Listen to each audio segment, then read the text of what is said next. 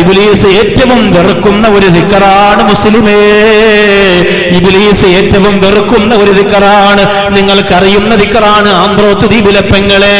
ഇബ്ലീസിന് ഇഷ്ടമല്ല നിങ്ങൾ ആരെങ്കിലും മൻ ഖാലഹു ഫീ യൗമിഹി മിഅത മറ, ഒരു ദിവസം ആരെങ്കിലും 100 പ്രാവശ്യം ആ ദിക്ർ പറഞ്ഞാ ഫഖദ് ഹറസ മിന ശൈത്താൻ, അവന് ശൈത്താനിൽ നിന്ന് രക്ഷപ്പെട്ടു എന്നാണ്, അവന് ശൈത്താനിൽ നിന്ന് സംരക്ഷണം ലഭിച്ചു എന്നാണ്.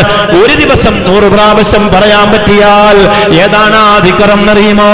ലാ ഇലാഹ ഇല്ലല്ലാഹു വഹ്ദഹു ലാ ശരീക ലഹു ലഹുൽ മുൽക്കു വലഹുൽ ഹംദു യുഹ്യി വയുമീതു വഹുവ അലാ കുല്ലി ഷൈഇൻ ഖദീർ.